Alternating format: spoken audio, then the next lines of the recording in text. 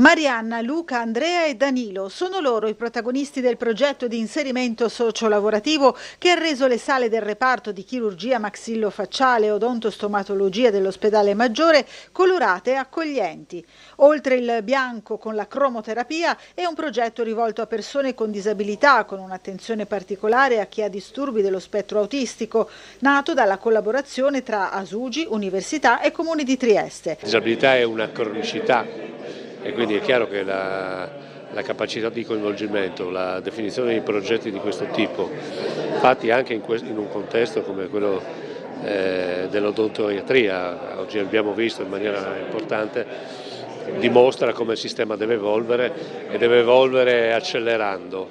Quindi accelerando in questo è chiaro che deve anche accantonare molti altri modelli che inevitabilmente sono superati dal tempo e sono superati dal fatto che il bisogno muta e quindi mutando il bisogno c'è bisogno di trovare soluzioni nuove. Questa ne è un esempio di grande valore.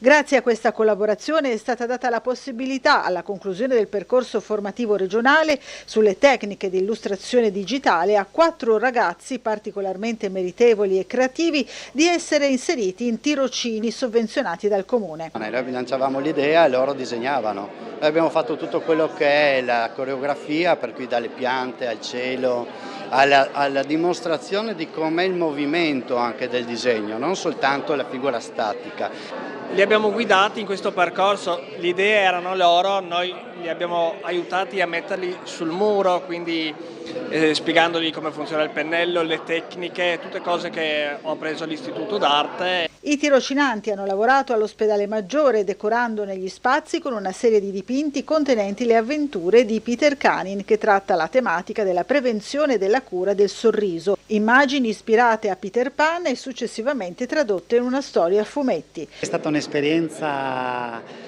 interessante per i ragazzi, utile per i ragazzi che sono cresciuti molto con questa attività, ma ha fatto crescere molto anche noi, anche gli operatori, vivere per diversi mesi con questi giovani artisti che nel tempo sono cresciuti, si sono aperti, hanno creato comunità anche con i nostri studenti che quotidianamente ci dicono quanto hanno apprezzato in un momento in cui siamo riusciti anche ad abbellire uno spazio importante della nostra clinica e in cui abbiamo reso l'ospedale un po' meno ospedale, un po' più accogliente, un po' più ambiente naturale. Grazie a queste esperienze i giovani hanno potuto avviare un percorso di crescita personale e autonomia che sta proseguendo con ulteriori attività di formazione e sviluppo professionale.